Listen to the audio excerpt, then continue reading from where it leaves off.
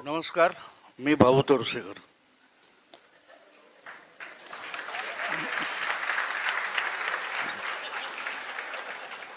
आल्यापासून बसलो होतो आणि आत्ता मेघदाताईंचं आवरत असताना विचारलं,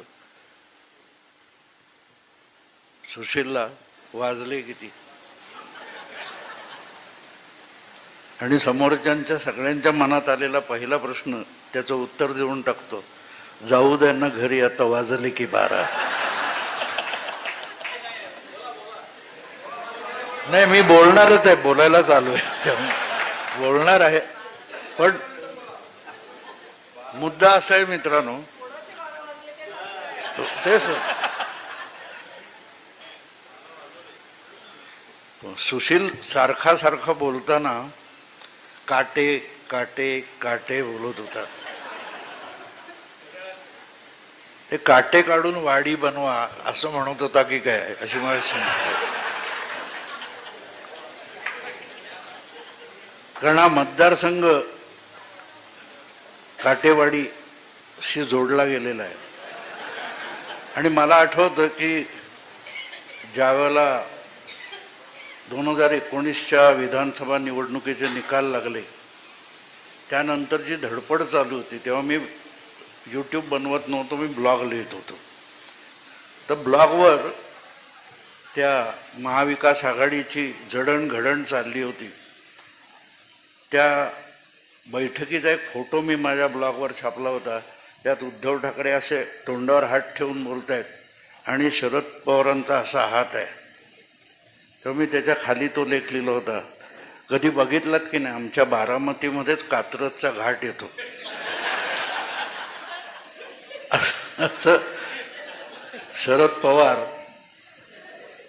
हे उद्धवनं सांगतायत की काय असं वाटत होतं. फार प्रेक्षणीय आहे असं.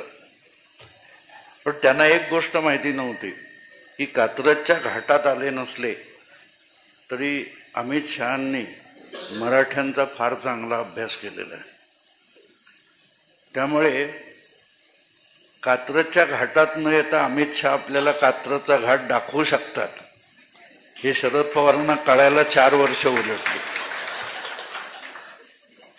हा सगळा जो मला गेले काही दिवस प्रश्न विचारला जातो, अगदी घरातून पण विचारला गेला की काय अजितदादांना बरोबर घ्यायची गरज होती. मित्रांनो, बातमी जेव्हा आपण ऐकतो तेव्हा त्या बातमीमध्ये सार कुठे आहे शोधावं लागतं. दुर्दैवाने आज असं झालंय की बातमी सोडून सगळ्याविषयी बोलतात. ज्यावेळेला पुण्याचं पालकमंत्रीपद हे चंद्रकांत दादांनी अजितदादांकडे सोपवलं, तेव्हा मग त्यांना टोमणे अनेक मारले गेले. तेव्हा चंद्रकांत दादा एक वाक्य फार चांगलं बोलले होते, पण त्याच्याकडे गंभीरपणे बघितलं नाही. कारण ती बातमी आहे आणि ती बातमी बघेल तो बातमीदार कसला. आजच्या बातमीदारांची एक अवस्था अशी आहे की त्यांना समोर असलेली बातमी सुद्धा बघता येत नाही. चंद्रकांत दादा म्हणाले होते, काहीतरी मोठं साध्य करायचं तर छोटा मोठा त्याग करावा लागतो. पुण्याचं पालकमंत्री पद सोडणं ही जर छोटी गोष्ट असेल तर मग मोठी गोष्ट काय, ही बातमी होती, ती शोधायला हवी होती. की केवळ अजितदादांचा हट्ट आहे, अहंकार आहे म्हणून त्यांना पुण्याचं पालकमंत्रीपद दिलं का? हा चंद्रकांत दादांचा किंवा भाजपचा अपमान आहे का? तर नाही. पुणे जिल्ह्याच्या पालकमंत्री पदापेक्षा बारामतीचा किल्ला ढासळणं आवश्यक होतं.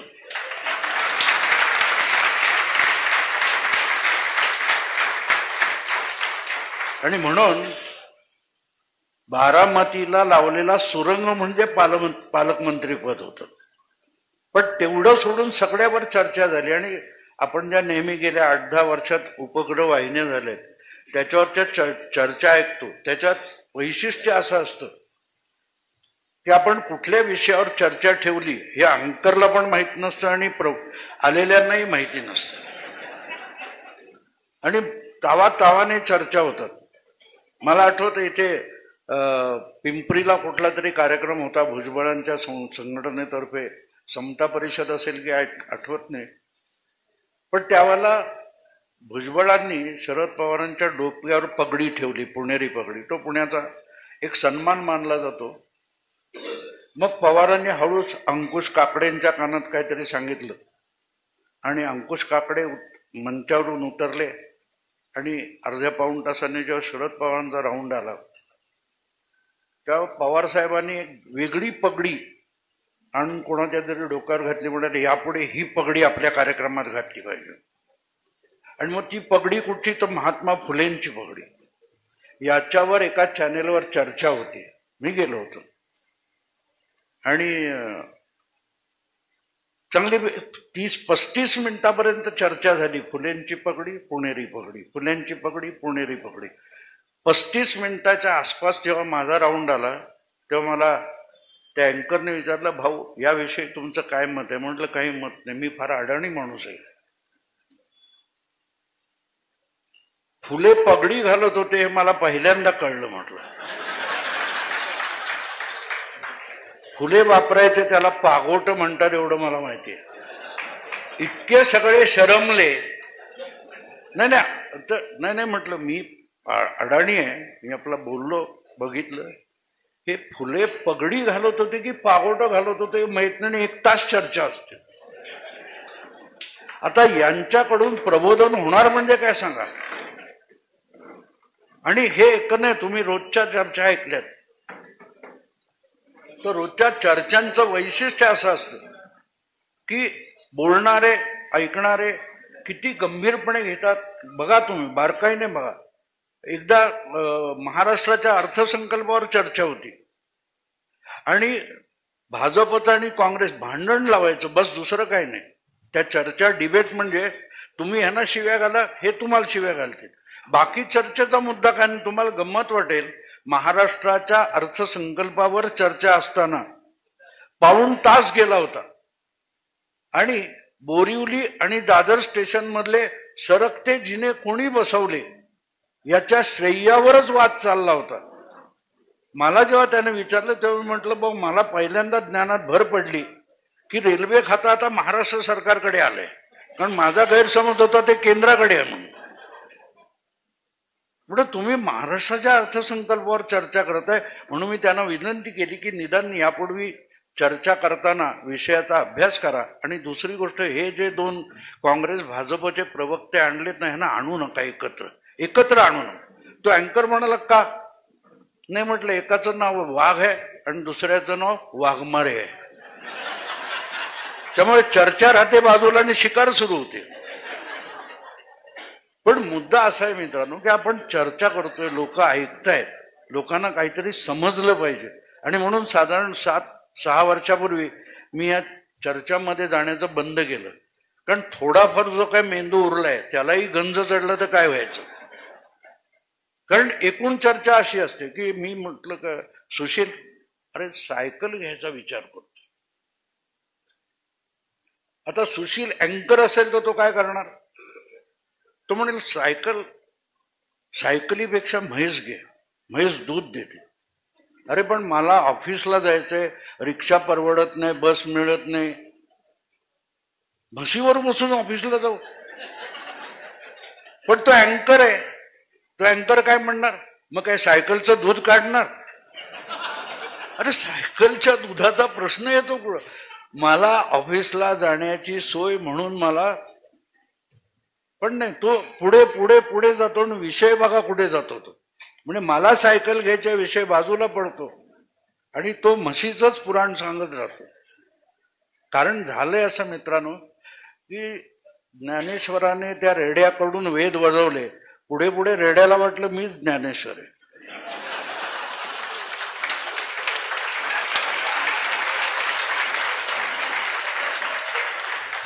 मग रेडे बनवण्याचे कोर्सेस सुरू झाले आणि मीडियाचा प्रचंड विस्तार झाला. पण साध्या तुम्हाला सांगतो कसं असतं मित्रांनो, बातमी शोधावी लागते. बातमी शोधा. तुम्ही मोदी लांबलचक बोलतात, अमित शाह हे जुन्या तारेच्या भाषेत बोलतात. अमित शाह तुम्ही ऐका, ते अगळपगळ नाही बोलत, ते असे मोजके शब्द, म्हणजे 6 शब्दात भागत असेल ना तर 6.5 शब्द होऊ देत नाही. पूर्वीच्या काळात तारेची भाषा होती ना, टेलिग्रामची. अमित शहा तसं बोलतात. त्यामुळे ते बारकाईने समजून घ्यावं लागतं. हा माणूस काय सांगू इच्छितोय, त्यातला आशय शोधावा लागतो. नुसते शब्द बघितले तर तुम्ही कुठल्या कुठे घरंगाळून जाल. आपण बसलोय हा सगळा बारामतीचा आहे म्हणून मी मुद्दाम सांगतो. अमित शहा कुठच्या तरी हिंदी चॅनलवर होते आणि त्यांनी विचारलं की आप सीरियसली बारामती को हराना चाहते हो? उन्होंने बिल्कुल, हमें के बाद बारामती आता है ना, एक के बाद बी आता है. पुढे शब्द नाही हो. त्याच्या पुढे त्या विषयावर अमित शहा एक शब्द अधिक बोलले नाही. आणि मला असं खटकतं, हा माणूस असं का म्हणाला, हा सिरियस आहे का? त्याच्यानंतर मग निर्मला सीतारामन वगैरे इकडे येणं जाणं वगैरे सुरू झालं आणि मी बारकाईने त्याचा माहिती बारीक बारीक गोळा करत होतो की हा माणूस सिरियस आहे, हा माणूस सिरियस आहे. आणि मी 2 वर्ष, जर तुम्ही माझे व्हिडिओ बघत असाल, 2 वर्षापासून मी बारामती धोक्यात आहे याचा सिग्नल देत होतो. दुर्दैवाने शरद पवारांनी घेतला नाही तो सिग्नल. शरद पवारांना होता. आणि आज परिस्थिती काय बघा, ज्या पद्धतीची पळापळ हा माणूस करतोय ते बघताना मला तरी दया येते. कारण माझी पत्रकारिता आणि शरद पवारांचं राजकारण एकाच वेळेला जवळजवळ सुरू झालं. ते 67 मध्ये आमदार झाले, मी 69 साली पत्रकार झालो. आम्ही चढती कमान बघितली शरद पवार. तुम्ही जर काय ते नॅट जिओ किंवा डिस्कवरी बघत असाल, त्याच्यावर तो सिंह शिकार करताना बघतो ना तर आपल्याला वेदना होत नाही, एक हिंसा येते. पण जेव्हा त्या म्हाताऱ्या झालेल्या सिंहाला खोली कुत्री तरस हल्ला करतात ते बघताना मनाला वाईट वाटतं. कारण तो सिंह आहे. हे जर सिंहाला कळलं नाही तर जे काय होतं ते आज बारामतीत चाललंय. आत्ता जे चाललंय, आवाज माझा थोडा कमी होईल, येतोय का आवाज?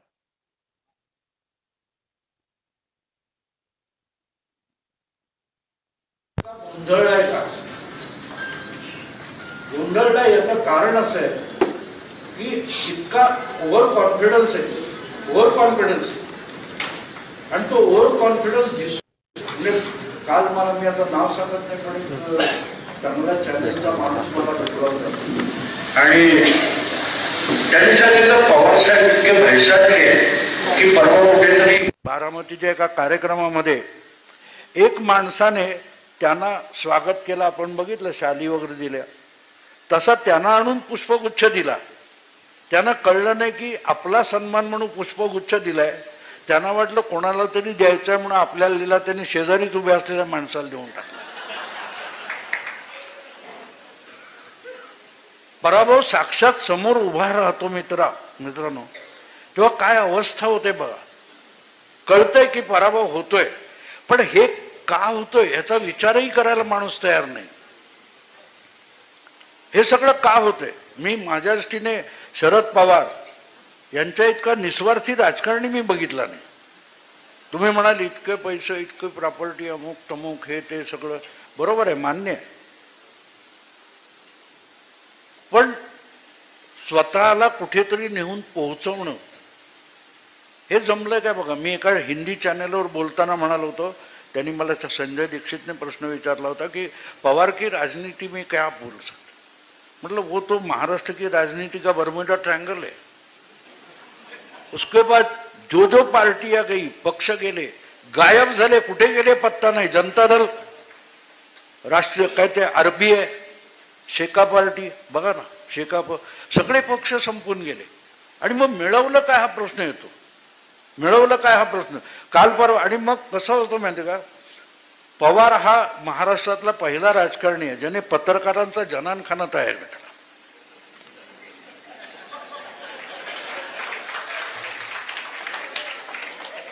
त्या प्रत्येक नवीन लग्न होऊन आलेली राणी त्या जनानखान्यात असते. तिला असं वाटतं की मीच पट्टराणी आहे.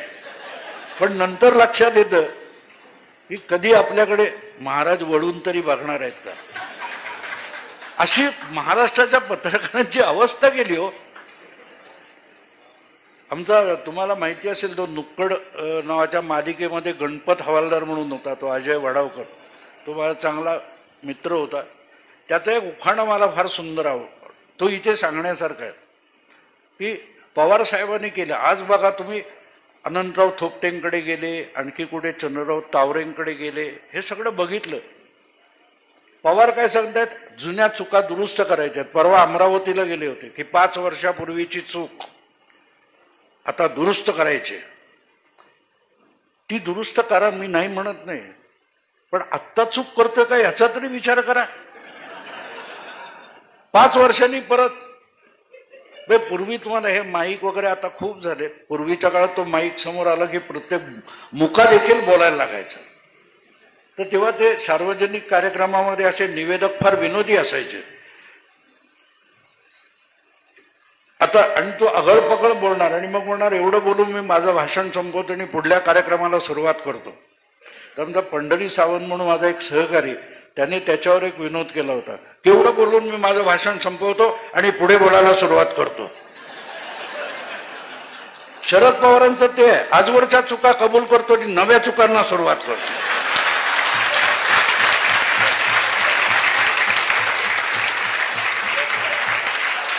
गंमत बघा ना काय ती गंमत कशी आहे बघा. परवा आता उडवून आणायचं. आणि एक लक्षात ठेवा, ज्या वेळेला महाविकास आघाडी झाली तेव्हा मी ब्लॉग लिहिलेला आणि त्याच्यात मी म्हटलेलं होतं की यावेळेला पवारांनी 2.5 दिवसाचं सरकार पडलं होतं. मी तेव्हा माझ्या ब्लॉगवर लिहिलं होतं, पवारांनी चुकीच्या वारुळात हात घातला. कारण मला खात्री होती की ते सरकार पवारांनीच घडवून आणलं होतं. आणि नंतर त्यांनी, जसं अजितदादा सांगतात की नंतर यांनी हे केलं, पलटी मारली.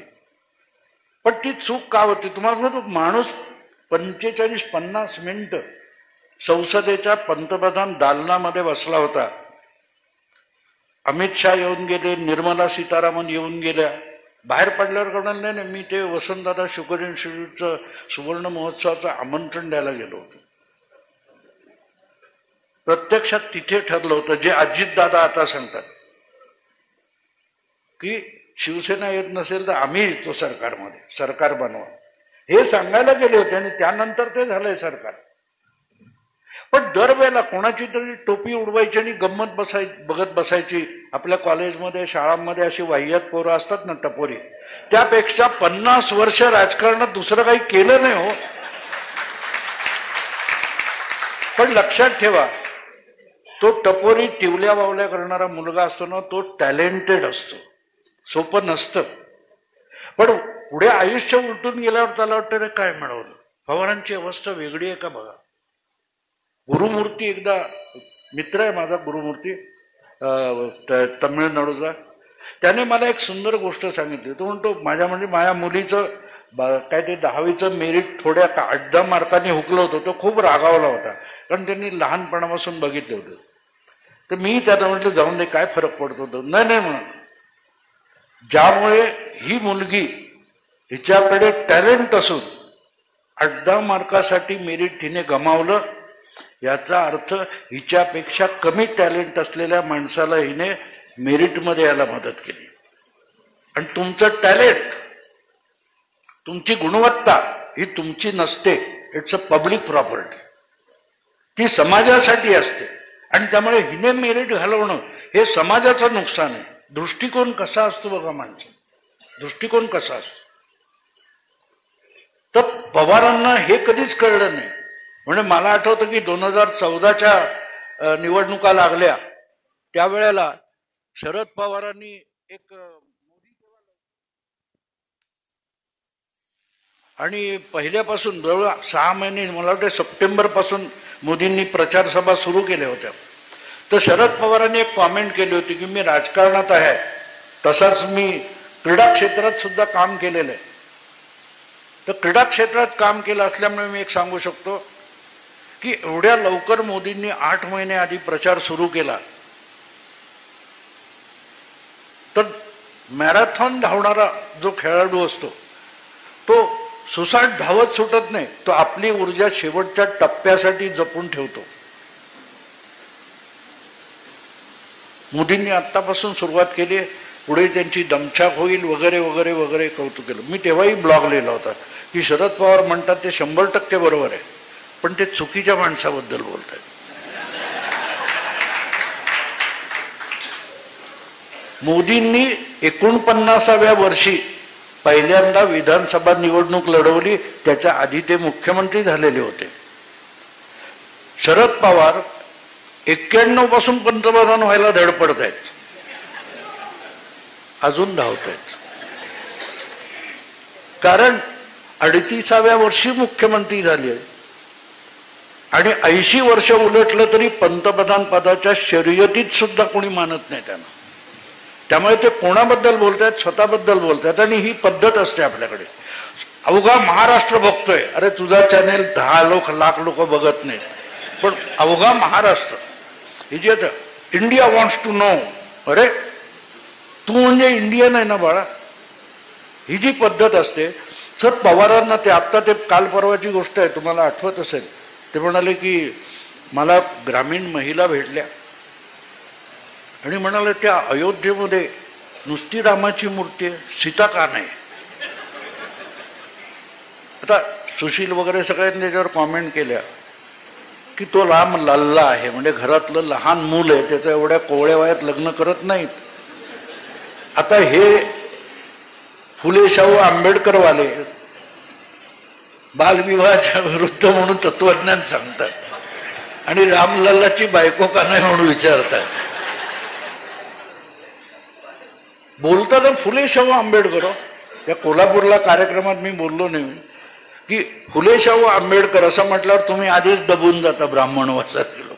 फुले शाहू आंबेडकर लगेच तुम्ही लोक कासवाने पाय आत घ्यावे तसे सगळे ब्राह्मण पहिले पाय आत घेतात कासवासारखे. मी कोल्हापूरला त्या कार्यक्रमात होतो, म्हटलं फुले शाहू आंबेडकर काय हे पोपटपंची करतात, जपमाळ ओढतात. म्हटलं यांना फुले शाहू आंबेडकर माहितीच नाहीये. म्हटलं ते फूड ब्लॉग्स असतात ते तुम्ही बघा, त्याच्यात सांगणार की हे अर्धा चमचा, हे अर्धा टीस्पून, हे अर्धा कप, ही अर्धा वाटी सांगतात. हे मिलीग्रॅम, ते किती असेल ते ग्रॅम. पण म्हटलं सगळं बरोबर सांगतात, अगदी मोजून मापून सांगतात. आणि मीठ आलं की स्वादानुसार, म्हणजे तुझं तू ठरव. तसा म्हटलं ह्यांचा सगळा फुले शाहू आंबेडकर आहे ना, तो स्वादानुसार असतो, स्वादानुसार असतो. म्हणजे इथे किती खापणार आहे तिथे घाल, भस्कावर मीठ घाल, तिकडे चिमूटवर घाल. मला चंद्रकांत दादा कार्यक्रम संपल्यावर म्हणाले, अहो कोल्हापुरात बोललात तुम्ही केशव भोसले याच्यामध्ये, इथे असले शब्द बोलायची हिंमत करत नाही. म्हटलं कोण आहे समोर या. मी फुले शाहू आंबेडकर वाचलेलं आहे, त्यांनी किती वाचलंय मी त्याचं काढतो ना. यांना फुले शाहू आंबेडकर माहिती नसतं, ते बोलायचं असतं. का बोललं बाबा माहित नाही, पण फुले शाहू आंबेडकर बोललं की समोरचे लोक आपोआप दबून जातात. मी एका कार्यक्रमात विचारलं होतं स्पष्टपणे, पण 1970 पर्यंत महाराष्ट्र फुले शाहू आंबेडकरांचा नव्हता, टिळक आगरकरांचा होता. अचानक तो 80-85 नंतर फुले शाहू आंबेडकरांचा महाराष्ट्र. किती किती लोकांनी वाचलेलं असतं. म्हणून भेडा जाऊन लक्षात ठेवा, कुत्र भुंकतं तेव्हा कुत्र घाबरलेलं असतं. आवाज चढवला म्हणून समोरचा बरोबर असतो असं नाही. आवाज मोठा म्हणून तुम्ही त्याचा ऐकता, तुम्ही गांगरता. गांगरायचं पहिलं थांबा. मी लातूरच्या पहिल्यांदा ब्राह्मण असल्याची लाज बाळगणं सोडा. माझा व्हिडिओ मिळेल तुम्हाला.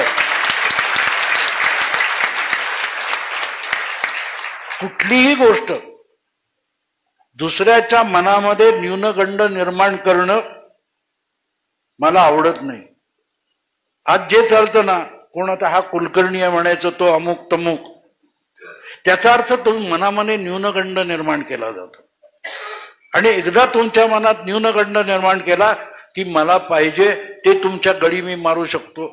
आवाज चढवून बोलायचं की खरं वाटतं. मला एक फार सुंदर, पूर्वी मुंबईमध्ये एक चक्कल्लस म्हणून सुंदर कार्यक्रम व्हायचा हिंदी व्यंग कवितांचा. तर देशभरचे असे चांगले कवी यायचे. तिथे एक कवी आला होता, त्याने इतकं सुंदर एक अनुभव सांगितला की बोर करणारे कवी असले की लोक चिडतात, पळवून लावतात. तर असंच झालं होतं. आणि एक कवी उशिरा आला होता, त्याला आयोजक रेल्वे स्टेशनवरून उचलून आणतात आणि म्हणतात बाबा प्रेक्षक चिडलेले आहेत, काहीतरी चांगलं बोल, नाही तर पळवून लावतायत म्हणून, आणि जरा आवेशात बोल म्हणे, वीरश्री पूर्ण काव्य सांग. तर म्हणाला, मी गेलो, म्हणाला वीरश्री पूर्ण म्हणजे काय असतं म्हण. आवेशात बोललं की वीरश्री पूर्ण, वीररस, वीररसयुक्त. तो म्हणाला मला ते एकूण प्रक्षुब्ध वातावरण बघून मी पण घाबरलो होतो, पण वीरश्री दाखवायला पाहिजे. कोणाला आठवल्या त्या ओळी सुरू केल्या. ओळी तुम्ही ऐकलेल्या आहेत मित्रांनो. चलो दिलदार चलो, चांद के पार चलो, आहे ना, कसं सुंदर गाणं आहे हो. तो म्हणाला तेच गाणं ते, चलो दिलदार चलो, चांद के पार चलो, वीररस पूर्ण. आवाज चढला की वीररस आला. तो म्हणाला समोरच्या एका प्रेक्षकाने माझी हवा काढली. तो हातात दगड घेऊन उलट चेंडू सारखा झेलत जात म्हणा, हा माही तयार चलो. हे सगळे तुम्हाला खिजवणारे लोक असतात ना, हे तसेच असतात, ते आवेशात बोलतात. तर त्या आवेशाला गांगरू नका. जे कोणी असाल, ब्राह्मण असो, क्षत्रिय असो, कुठच्याही जाती वर्णाचे असो, तुम्ही बरोबर असाल तर घाबरू नका. आणि लक्षात ठेवा की आर्ग्युमेंट करता आलं पाहिजे. मला जरा जरी समोरच्या माणसाविषयी शंका आली की हा मला हिंदू म्हणून खिजवायला बघतोय, मी दुसऱ्या टोकाला जातो, बाकी सगळं गेलं भाडमध्ये. माझ्या घरी हिंदू म्हशीचं दूध येतं. आता म्हशीचा हिंदू आणि काय असतो का, तुझी म्हैस हिंदू नाहीये त्यामुळे ते दूध चांगलं नाही. या टोकाला जाऊन युक्तिवाद करता आला पाहिजे.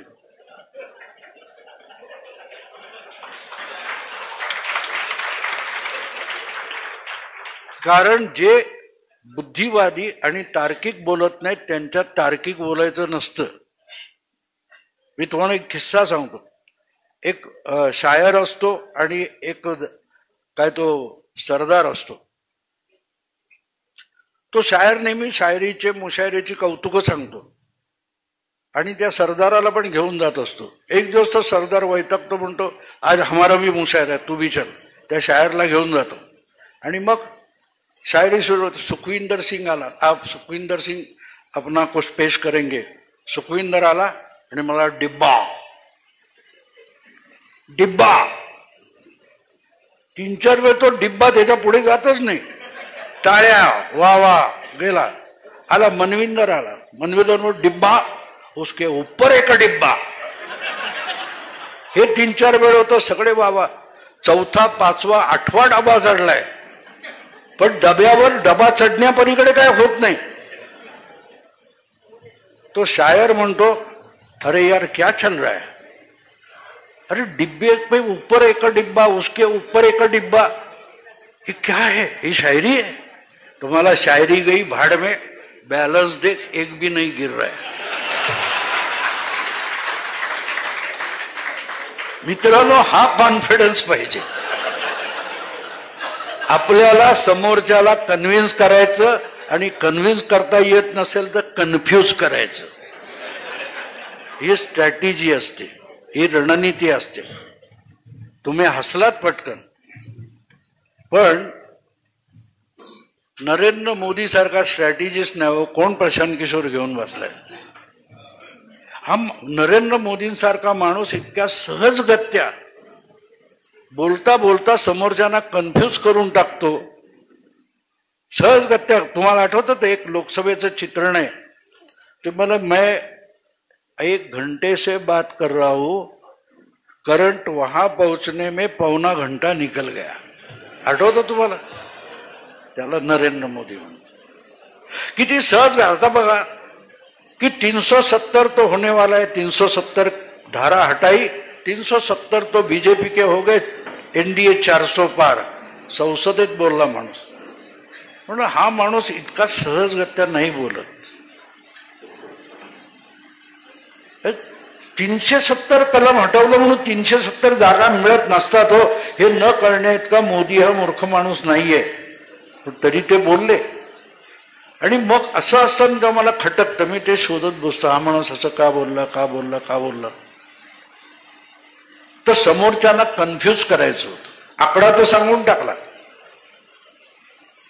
पण मी जेव्हा त्याचा बारकाईने शोध घेत गेलो, 303 जागा आल्या होत्या. 370 म्हणजे आणखीन किती लागतात बघा, 67 जागा पाहिजेत. होतील का ह्याचा जेव्हा मी विचार करत गेलो, तेव्हा मग वेगवेगळे मी संदर्भ शोधत बसतो. हे नाही तर ते, तो काय असतो, ह्याचं नाक त्याला लावून बघ, त्याचा कान ह्याला लावून बघ, हे माझी सवय आहे. तुम्ही मित्रांनो, 2 नंबरच्या जागा 72 होत्या. बीजेपी 2 नंबरला पडलेल्या जागा 72 होत्या. 72 अधिक 303 करा, 375 होतात. दुसऱ्या क्रमांकाला पडलेले उमेदवार आणि तिसऱ्या क्रमांकाला पडलेले उमेदवार मिळून 150 होतात. आणि या 150 जागी 2.5 वर्ष भाजप एक काम करत होता की या 150 जागी 50% अधिक मतं मिळवली पाहिजेत, या दृष्टीने 2.5 वर्ष काम करत होता. आणि इथे तुमच्या लक्षात येतं की त्या 2 नंबरच्या जागा जर अलीकडे आणल्या तर 375 होतात, 370 मिळू शकतात. हे मोदींना कॉन्फिडन्स होता. पण चलाखी कुठे आहे समजून घ्या. चलाखी आहे याच्यामध्ये. आपण हे बोललो आणि समोरच्याने ते गंभीरपणे घेतलं तर ते आपल्याला तिथे अडवण्याचा प्रयत्न करतील. तर त्यांनी आकडा ऐकावा पण सिरियसली घेऊ नये म्हणून काय केलं, आपली टिंगल व्हावी याची व्यवस्था केली. 370 हटाया है तो 370 आ जाएगा, याच्यावर टिंगल व्हावी म्हणून हाडूक टाकलं की कुत्र्या शिकते हलवत हलवत मागे पळायला लागतात. सगळीकडे चर्चा 370 झाली. पण आणखीन एक गंमत लक्षात घ्या, आणखीन एक गंमत आहे की गेल्या जून महिन्यापासून मोदीला 220-230च्या आत अडवायचं ह्याच्यावर चर्चा चालू होती. पाटण्याला बसले, पाटण्यानंतर बंगलोरला बसले, बंगलोरनंतर मुंबईत बसले. मुंबईत ठरवलं की 1 सप्टेंबर 2023 मुंबईला बसून या लोकांनी निर्णय घेतला की मोदींना 250 पार करू द्यायचं नाही.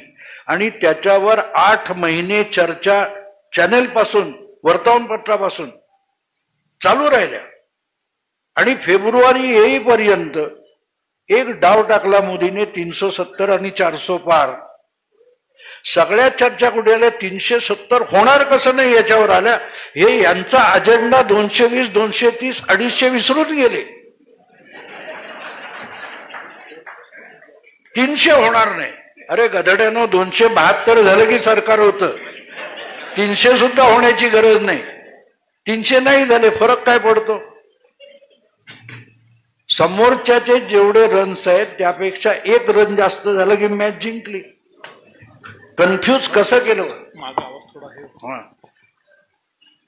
कन्फ्यूज कसं केलं बघा, की ते आपला अजेंडा विसरून गेले. रणनीती तिथे असते. जाणीवपूर्वक अनेकदा समोरच्याला, आणि मला तो कधी कधी मोदी आणि शहा म्हणजे असे वाटतात त्या गोलमाल सिनेमामध्ये अमोल पालेकरांनी होता ना, त्याच्यातला उत्पल दत्त आठवा. तो अखंड बुद्धिबळ खेळत असतो आणि तो इकडून पण खेळतो, उठून तिकडे जाऊन बसतो, तिकडून पण खेळतो. म्हणजे यांनी काय करायचं हे पण अमित शहा आणि नरेंद्र मोदीच ठरवतात का, असं मला कधी कधी वाटतं. म्हणजे यांना पाहिजे तसं वागतात. गेल्या वेळेला मला आठवतं, गेल्या निवडणुकीच्या वेळेला राहुल गांधी म्हणाले होते की हम पांडव आहे वो कौरव आहे. त्या मूर्खाला एवढं माहित नाही, दोन्ही कौरव होते. जिंकले ते पांडव असतात. जिंकण्याआधी कोणी पांडव नसतो, कारण दोघेही कुरुवंशाची मुलं आहेत, त्यामुळे तेही कुरु असतात. पण हा म्हणाला, आणि म्हणून मी त्याच्यावर एक ब्लॉग लिहिला होता की राहुल गांधी म्हणतो हे बरोबर आहे, तो पांडवच आहे. पण एक पांडव ज्याची फार चर्चा होत नाही, ज्याचा पांडव म्हणून उल्लेख येत नाही त्याचं नाव आहे घटोत्कच. घटोत्कच हा भीमाचा हिडिंबेला झालेला मुलगा आहे आणि तो पांडवांच्या वतीने युद्धात उतरलेला होता. ज्यावेळेला त्याला शरसन्मान होतं आणि त्याला बाण लागतो आणि तो मरणार आहे, अशा वेळेला श्रीकृष्ण त्याला सल्ला देतो, तुला एक वरदान आहे, तू पाहिजे तेवढा अकराळ विक्राळ होऊ शकतोस, तेवढा जीव जाईपर्यंत मोठा हो आणि पलीकडे पड.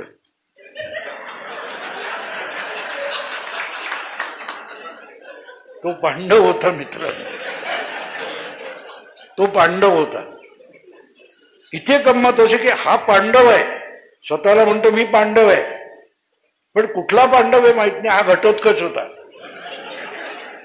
हा अकराळ विक्राळ झाला, पण कुठे पडायचं सांगणारा कृष्ण नव्हता. त्यामुळे आपल्याच लोकांवर काँग्रेसवरच पडला आणि 44 आणि 52 शिल्लक उरले.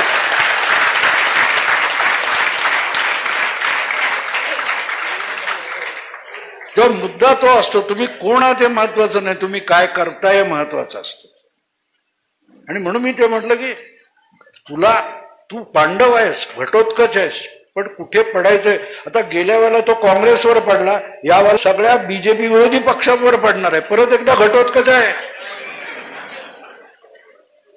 मोदी शहांनी ज्या प्रकारची रणनीती आखली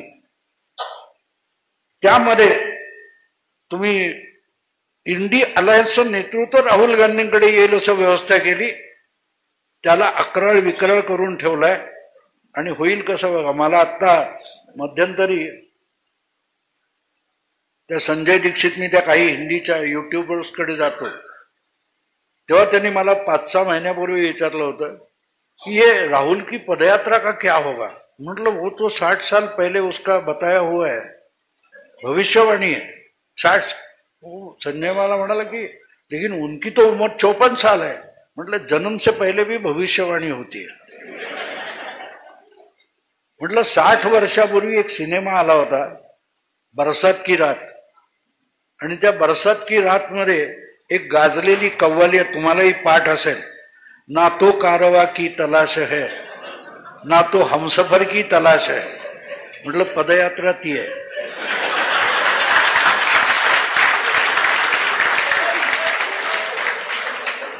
मैं अकेला चल रहा था कारवा बनता गया, अशी पण शायरी आहे. पण हे आठवा, हा पदयात्रा करायला निघालाय, पण पदयात्रेत कारवा पाहिजे याची याला फिकीर नाही. ना तो कारवा की तलाश है, ना तो हमसफर की तलाश है. मेरे शौक के खाना खराब को तेरे रह गुजर की तलाश है. मला जिंकायचं तर आहे, पुढची ओळ फार महत्वाची. मेरे नामुराद जुनून का है इलाज कोई तो मौत है. नामुराद म्हणजे अनिच्छा, आणि या अनिच्छेचा जो आवेश आहे तो कुठे घेऊन जाऊ शकतो, मरणाकडे घेऊन जाऊ शकतो. तोच इलाज आहे. जो दवा के नाम पे जहर दे ऐसे चारागर की तलाश है. कन्हैया कुमार, योगेंद्र यादव, दवा के नाम पे जहर दे. तो संजय दीक्षित उड़ाला, आप कहां से ये चीजें ढूंढ कर लाते. मतलब ये तो है, मैंने कहा बनाइए, ये है, इसमें लिखा है, ये गाया हुआ है, लोगों ने सुना है. पण त्यात राजकारण आहे, बघण्याची दृष्टी असावी. मित्रांनो, सूर्य उगवतो म्हणून दिवस उजाडत नाही, आपले डोळे उघडे असावे लागतात. बातमी समोर उभी असते, बातमी समोर असते, पण भगवत नाही. हे आता मी पुस्तक लिहिले, 3रं पुस्तक आहे लोकसभा निवडणूक. 14लाही लिहिलं होतं, 19ला लिहिलं होतं. यावेळेला हे पुस्तक जेव्हा जाऊनचा 2 वेळेला माझा अंदाज बरोबर आला, म्हणून लोकांची मागणी होती, भाऊ यावेळेला पण पुस्तकला लोकसभा आली. आणि मला कळत नव्हते की काय लिहू. जर विरोधी पक्षच मान्य करतात, आता राहुल गांधी सारखं सांगतात की मोदी डरा हुआ है, मोदी बहुत डरा हुआ है. आता तुम्ही फार मोदी भक्त असता, बीजेपी वाले असता, तुम्हाला राग येतो, काय डरलाय, कुठे घाबरलाय? मी लगेच, माझी म्हणजे नेहमीची पद्धत अशी आहे की you are right, now prove that you are right. त्यामुळे राहुल गांधी बोलले बरोबर आहे, मी राहुल गांधींना पण समजून घेण्याचा प्रयत्न करतो. आणि माझ्या लक्षात आलं की राहुल गांधी बरोबर बोलत आहेत. मोदी डरा हुआ है, उसको डरना ही पड़ेगा. क्यों? डर के आगे जीत है.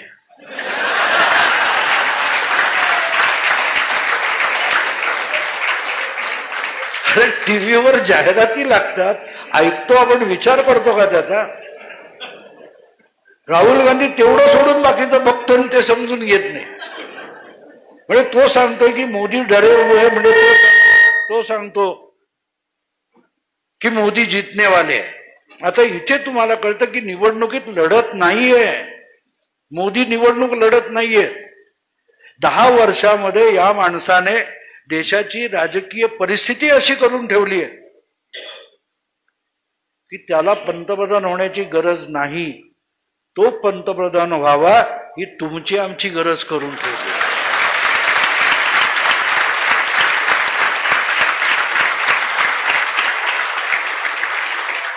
बदल कसा झालाय? मला लोक विचारतात काय मोदींनी बदल?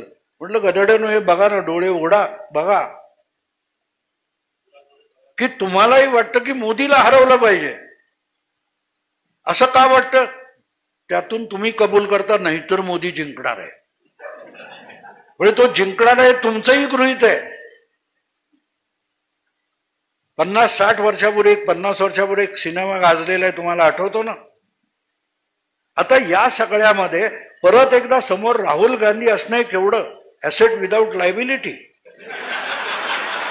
भाजपसाठी ऍसेट आणि काँग्रेससाठी लायबिलिटी. समोर राहुल असणं किती इसेन्शियल असतं मित्रांनो. ते आठवतं 50 वर्षापूर्वीचा शोले सिनेमा, तो त्यातला गब्बर काय सांगतो? 50-50 कोस दूर रात को जब गांव में कोई बच्चा रोता है, मां बोलती है बेटे सो जा नहीं तो गब्बर आ जाएगा. तो मतदान कमी झालं म्हणून मी नाही घाबरलेलो. मतदारांना अक्कल आहे की वेळच्या वेळी जाऊन योग्य मतदान केलं पाहिजे, नाही तो राहुल आ जाएगा.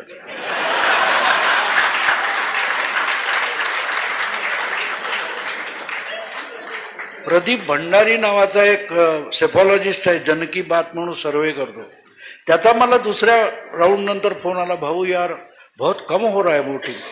म्हटलं किसने बोला? नाही अभी देखो आकडे. त्याला मी एकच प्रश्न विचारला की 2009 मध्ये किती मतदान झालं होतं तुला आठवतं का? तो नाही. म्हटलं मग 2009च्या तुलनेत बघ. मित्रांनो, हा नॅरेटिव्ह कसा तुमच्या माथी मारला जातो आणि तुमच्या डोक्यात तो, म्हणजे सायकल कशाला तू हेच घे, हा जो प्रकार असतो तो कसा चालतो बघा. तुमच्या डोक्यात एक घातला तर आणि तुमचा अजेंडा हिरावला जातो. आणि अजेंडा हिरावला की विषय आणि डिबेट कुठे जातो कोणाला पत्ता नाही.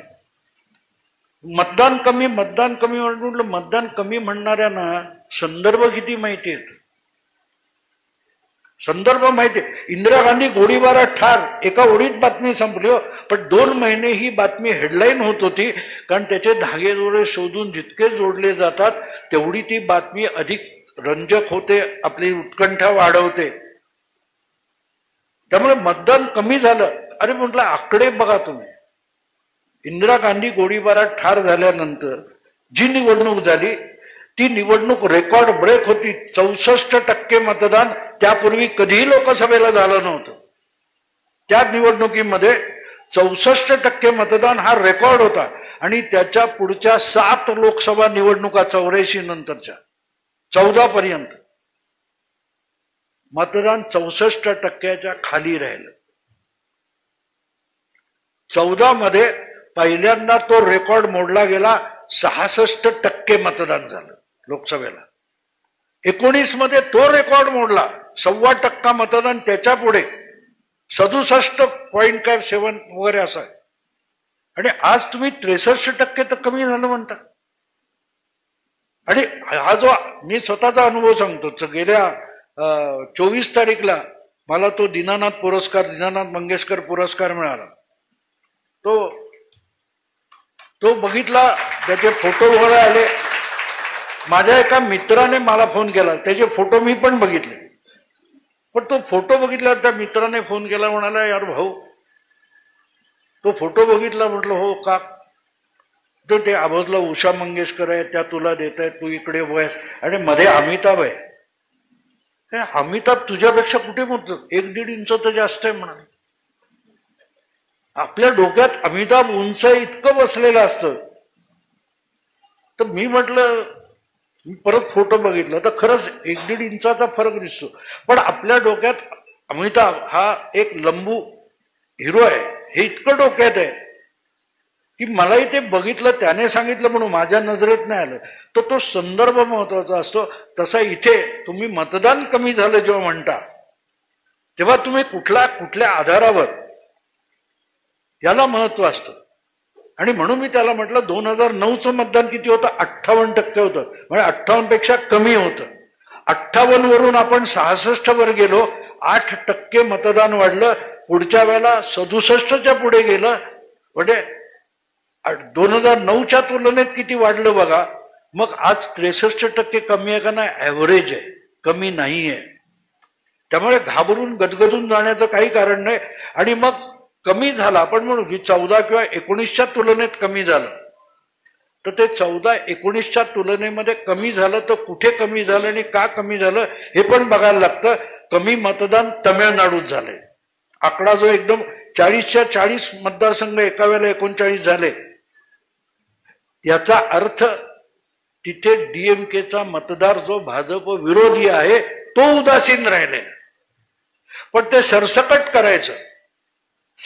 करायचं आणि तुम्हाला गोंधळवलं जातं, कन्फ्यूज केलं जातं. त्यातून सावध राहिलं पाहिजे. आणि ही गोष्ट आहे, तुम्ही मतदार आहात, तुम्ही कार्यकर्ते आहात, तुम्ही पाठीराखे आहात, तुम्ही समर्थक आहात, तुम्ही त्या रामसेतू बांधण्यातल्या खारी आहात. तुम्ही लक्ष्मण किंवा हनुमंत वगैरे नाही आहात, तुम्ही खारी आहात. शेपटी तर लागेल तेवढे 4 कण वाळूचे टाका, जमलं तर 8 टाका, तुमच्या शेजाऱ्या पाजाऱ्यांना घेऊन जा. पण भाजपच्या रणनीतिकारांनी काय केलं पाहिजे हे इथे टपरीवर बसून कटिंग चहा पिताना बोलू नका.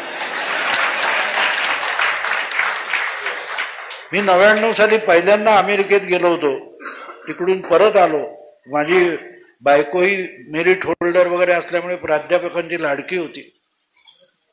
आमचे रौपाऱ्यांचे सुरू म्हणून सर होते, तर ते भेटले तिला. तर ते म्हणले का तिथे काय समजून तुझ्याकडून नाही, मला भाऊकडून ऐकायची अमेरिका, कारण तो अमेरिकेतलं वेगळं नेमकं सांगेल, तू नाही सांगणार. म्हणून त्यांनी मला एक प्रश्न विचारला की काय अमेरिका कशी वाटली. म्हटलं अमेरिकेत एकच शहाणा माणूस असतो, त्याला राष्ट्राध्यक्ष करतात. आणि आपल्याकडे एकच बेअक्कल माणूस असतो, त्याला पंतप्रधान करतात. म्हणजे मोदी कुठे चुकलाय हे आपण हिरिरीने बोलतो. 1.5 सेकंदात ज्याच्या अंगावर बॉल येतो असा गावस्कर, सचिन तेंडुलकर, विराट कोहली कुठे चुकला हे आपण टीव्हीवर बघून सांगतो. क्रिकेट त्याला कळत नसतं, आपल्याला कळत असतं. आणि तेच तुम्हाला या सगळ्या राजकारणावर ऐकायला मिळेल. मी त्या जयपूरच्या त्या कॉन्क्लेव्ह मध्ये तेच सांगितलं. म्हटलं गम्मत अशी है कि ये मोदी को हराएंगे जरूर, लेकिन ये बोलते हैं कि हम तो कमेंट्री बॉक्स में बैठकर मोदी को हराएंगे, मोदी ग्राउंड पर उतरा है, ये बोलते हम ग्राउंड पर नहीं जाएंगे. आणि म्हणून मी एक व्हिडिओ केला होता जो 4 वर्षापूर्वी की 2024च्या निवडणुकीची मतगणना होईपर्यंत मोदी रोज हारेंगे. टीव्हीच्या चॅनेलवर, वर्तमानपत्राच्या अग्रलेखात सिर्फ मतगणना होने के दिन जीतेंगे, क्योंकि वो मायने रखता. त्याला अर्थ असतो, त्याला व्यवहारी अर्थ असतो. नाही तर राहुल गांधी रोज जिंकत असतात सगळे. मला तर काल तो ओंकारचा फोन आला होता, म्हणे आपने वो आशुतोष का देखा सत्य हिंदी पर अभी नहीं. त्याला म्हटलं हे सगळे मोदी विरोधक आहेत, दिल्लीचे पत्रकार, यांच्या कॉमेंट मी 1 तारीखला मतदान संपलं की बघायला सुरुवात करणार. 4ला निकालानंतरही बघत राहणार आहे, कारण त्यांचे ओशाळवणे चेहरे मला बघायचे.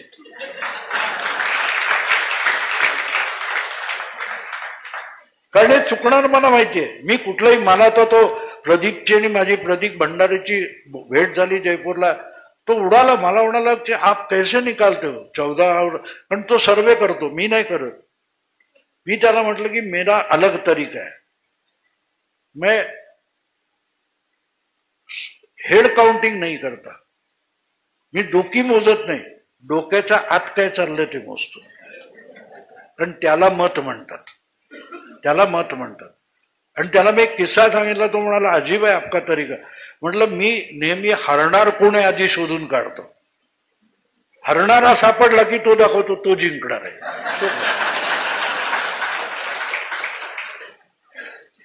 इकडे जर तुम्ही हरायचं ठरवलंय तर समोरच्याला बॅट उचलावीच लागत नाही, बॅट उचलावी लागत नाही. समोर तुमच्या टीम मध्ये 11च्या 11 लोक हिट विकेट व्हायला निघालेले आहेत, तर बॉलरला बॉल पण टाकावा लागत नाही. हो, बॉलरला बॉल टाकावा लागत नाही. आणि ही जी गंमत असते, आणि म्हणून मी म्हटलं की मी ही निवडणूक 2018ची जेव्हा तपासत होतो, अभ्यासत होतो, तेव्हा माझ्या लक्षात आलं की ही निवडणूक मोदी लढवत नाहीये आणि मोदी सत्ता मिळवण्यासाठी लढवत नाहीये. ही निवडणूक अयोध्येतल्या रामाला वनवासातून परत अयोध्येत आणल्यानंतरची आहे. आणि अयोध्येत राम परतला त्यानंतर त्याने अश्वमेध केला होता. आणि अश्वमेधात तुम्हाला माहितीये की तो राजा चक्रवर्ती होण्यासाठी दुसऱ्यांचं राज्य पादाक्रांत करत नाही, कब्जा करत नाही. तो म्हणतो मी केंद्र होऊन निघालेलो आहे, मी केंद्र सत्ता होणार आहे, मला चॅलेंज करायचं नाही. केजरीवाल नाही व्हायचं, उद्धव ठाकरे नाही व्हायचं. तुम्ही तुमच्या राज्यात राहा, नवीन पटनाईक व्हा, नो प्रॉब्लेम, जगन रेड्डी व्हा, नो प्रॉब्लेम. पण तुम्ही केंद्र सत्तेला आव्हान देता तेव्हा तुम्ही या देशातल्या लोकशाहीला आव्हान देता. या देशात संविधान आहे, ज्या संविधानानुसार लोकसभा प्रस्थापित झाली, संसद तिला आव्हान देता. आणि म्हणून तुम्ही या देशाच्या संविधानाला आव्हान देता, संविधानाला आव्हान देतात आणि संविधान वाचवायचं म्हणतात. कसा विरोधाभास आहे बघा. मोदींना लोकांनी बहुमताने सत्ता दिली तेव्हा या देशातले कायदे राबवायला दिलेली आहे. त्या कायद्यानुसार ईडी असेल, सीबीआय असेल काम करतायत. ते चुकीचं करत असेल कोर्टात जा, कोर्ट तुम्हाला प्रतिसाद देते का नाही देत आहे, याचा अर्थ कायद्यानुसार संविधानानुसार सगळं काही बरोबर चाललेलं आहे. प्रॉब्लेम काय मित्रांनो या लोकांचा? प्रॉब्लेम मोदी पंतप्रधान होण्याशी नाहीये. मोदी म्हणतात ना खाऊंगा, त्याच्याबद्दल प्रॉब्लेम आहे, पुढच्या वाक्याशी प्रॉब्लेम आहे, ना खाणे दूंगा. प्रॉब्लेम तिथे आहे. आमचं पूर्वी तुम्हाला आठवत असेल हिंदीमध्ये शरद जोशी म्हणून फार सुंदर एक दैनिक नवभारत मध्ये लिहायचे, प्रतिदिन म्हणून एक सदर लिहायचे. त्याच्यात त्यांनी एकदा फार सुंदर लिहिलं होतं की सरकारची अवस्था कशी असते, की एक कायदा करायचा, एक सरकार एक धोरण जाहीर करते आणि लोक मागणी करतात की समाजवाद आना चाहिए. सरकार म्हणते जनता आपली आहे, समाजवाद आणला पाहिजे. सरकार समाजवादी धोरण घेतं, समाजवादानुसार कायदा करतं. समाजातला लोकांमधला दुसरा गट उभा राहतो, नाही नाही आमचा समाजवादाला विरोध आहे, अजिबात हा कायदा आम्हाला नकोय. सरकार म्हणतं हे पण लोक आपले आहेत. मग काय करायचं? ते म्हणतात ठीक आहे, त्यांच्यासाठी कायदा केला, तुमच्यासाठी अंमलातच आणत नाही. दोघेही खुश, दोघेही खुश. मुलाला हवं म्हणून खेळणं आणलं, बायको म्हणते मोडून टाकेल, कपाटात ठेवा, हे तुझं आहे, हात लावायचा नाही. हे चाललं होतं 10 वर्षात, हे बदललेलं आहे मित्र. बारकाईने तुम्हाला बातम्या जेवढ्या दाखवल्या जातात तेवढ्या बघता, बारकाईने बातमी शोधायला शिका. ज्या वेळेला ईडी, सीबीआय वगैरे यांना लगाम लावावा तसे आदेश केंद्राला द्या हे सांगायला कपिल सिब्बल याचिका घेऊन सुप्रीम कोर्टात गेले. सुप्रीम कोर्टाच्या खंडपीठासमोर सुनावणी झाली. त्या 3 जजेसच्या खंडपीठामध्ये एक महिला जज होत्या, मला त्रिवेदी किंवा असं काहीतरी नाव आहे, कदाचित त्याच पुढच्या चीफ जस्टिस होणार आहेत. त्यांनी एकच प्रश्न असा कपिल सिब्बलला विचारला की मिरच्या झोंबल्या मित्रांनो, मिरच्या झोंबल्या. कारण पीएमएलए ऍक्ट, ईडी आता जी ऍक्टिव्ह झालेली आहे तो पीएमएलए ऍक्ट हा वाजपेयींच्या काळात संमत झाला, हे बरोबर आहे. त्यामुळे वाजपेयीने भाजपने आणला. त्या महिला न्यायमूर्तींनी एकच प्रश्न सिब्बलना विचारला की हा कायदा अंमलात आणण्यासाठी जे रूल्स रेग्युलेशन्स बनवले जातात तेव्हा तुम्ही सत्तेत होता की विरोधात होता? कपिल सिब्बलला मिरच्या झोंबल्या, कारण तो मंत्री होता. रूल्स रेग्युलेशन पास झाले त्यावेळेला युपीए सरकार होत. तुम्ही त्या तलवारीला धार लावून कोणी दिली? युपीएने दिली. मग आता लागते म्हणून का ओरडताय? लागतं म्हणून का ओरडताय? मोदींच्या हातात जी तलवार आहे तिला धार तुम्ही लावली आहे. मोदी म्हणतात मी त्यात हस्तक्षेप करणार नाही, तुम्ही करा, मी इकडे बघतो, तुम्ही तिकडे करा. सगळे आले तर अडकुंडीला, सगळे आले. तेव्हा मुद्दा असा आहे की मोदी नको का? तर तो तुमचा राजरोसपणे अनुदान वाढवा, पण ते डायरेक्ट पेमेंट नको आहे. डायरेक्ट बेनिफिट आजो ना तो नको आहे. राजीव गांधी म्हणायचे ना की 100 रुपये पाठवले की 15 रुपये पोचतात, 85 गायब होतात. अरे एकाने कोणीतरी त्या राहुल गांधीला विचारा, पत्रकारांनी, कि हर महिला को हर साल 1 लाख रुपया अपने खाते में खाट खाट खाट 1 लाख रुपया. अरे एकाने त्याला विचारा बाबा कि जिस खाते में 1 लाख खट खट खट करके डालोगे वो खाता निकाला किसने? तेरे मनमोहन चाचा ने निकाला, तेरे पप्पा ने निकाला, तेरे दादी ने निकाला या परनाना ने निकाला? वो जनधन खाता, झिरो बैलेंस अकाउंट किसने शुरू किया? आणि मोदी तरी किती महान आहेत बघा. आपल्या, मी म्हणालो ना, समोर विरोधी करतात ते पण आपलेच.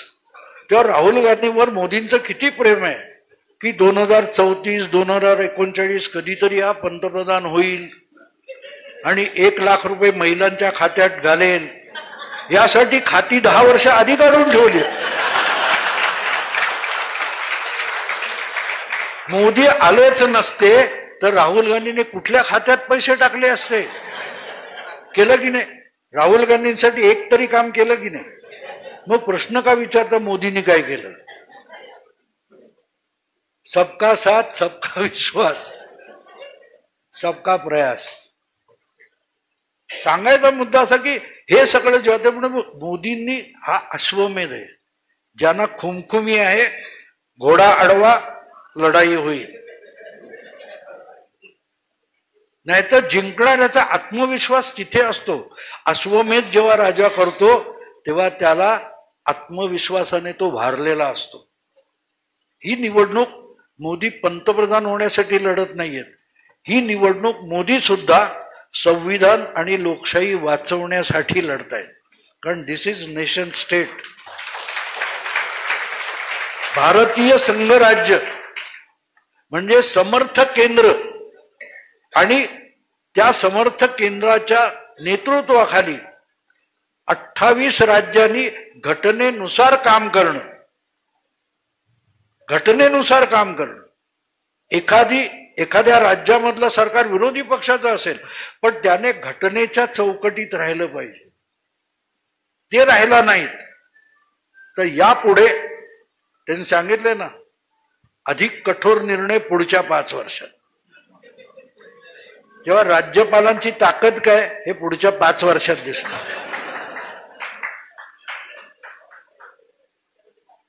मुद्दा तो असतो मित्रांनो. संविधान संविधान बोलायचं, पण संविधानामध्ये केंद्राची सगळ्यात मोठी जबाबदारी, केंद्राचा प्रतिनिधी म्हणूनच राज्यपाल राज्यात असतो. त्याची टिंगल तुम्ही उडवणार. तुम्ही अल्टिमेटली केंद्राची टिंगल उडवता, केंद्रीय शासनाची, केंद्रीय संविधानाची टिंगल उडवता. आणि परत संविधान बचाव, या लोकांना संविधान तरी माहिती आहे का? मला सांगा, शरद पवारांना किंवा उद्धव ठाकरेंना संविधान म्हणजे माहिती असतं काय असतं ते, किंवा लोकशाही म्हणजे काय माहिती असतं ते यांच्या हातातून पक्ष निसटले असते? निवडणूक आयोगाने दिलेला निकाल काय आहे की तुमच्या पक्ष चालवण्यासाठी, स्थापन करण्यासाठी तुम्ही जी पक्षाची घटना बनवली त्यानुसार तुम्ही वागला नाहीत. तुम्हाला तुमच्या पक्षाची घटना कळत नाही आणि देशाच्या घटनेची चिंता आहे. अजब आहे. आपल्या लेंग्याची नाडी सुटली आहे, कमरेला आहे की नाही पत्ता नाही, आणि समोरच्यांच्या पॅन्टीची बटणं लागलीत की नाही बोलतात, त्याच्यावर भाषण करतात. तुम्ही देशाची घटना कशी वाचवणार हो? घटना म्हणजे काय समजून घ्या. पक्षांतर्गत लोकशाही नाही आणि देशाची लोकशाही धोक्यात आहे म्हणायचं. हा सगळा प्रकार आहे. याला पुढच्या 5 वर्षात लगाम लावला जाईल. राजकारण हे पक्षाचं असो, सार्वजनिक असो, जनहिताचं असलं पाहिजे. यासाठी आवश्यक तितके कठोर निर्णय पुढल्या 5 वर्षात मी घेणार आहे, हेच मोदींनी सांगितले. जाता जाता फक्त एका प्रश्नाचं न विचारला गेलेल्या पण लोकांच्या डोक्यात आहे त्याचं उत्तर देतो की आणखीन 1.5 वर्षांनी मोदी 75 वर्षाचे होणार आहेत, तर मग मोदी जाऊन दुसरा कोण येईल? 75 वर्षानंतर बाजूला व्हावं हा नियम आहे. मित्रांनो, असं म्हणतात नियम अपवादाने सिद्ध होतो.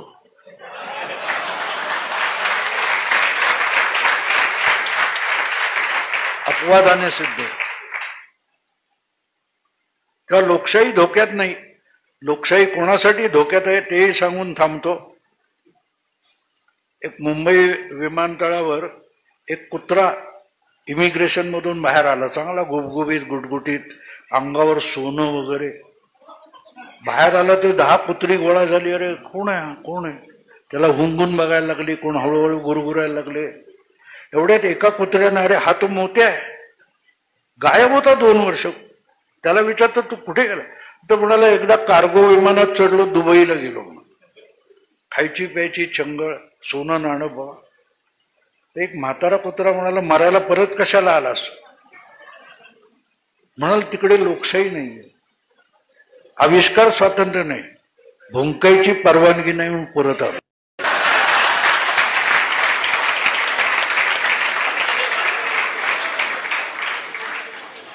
परत आलास, इमिग्रेशन नाही म्हणाल. अमित शहानी CA आणले त्यामुळे नागरिकत्व नाही.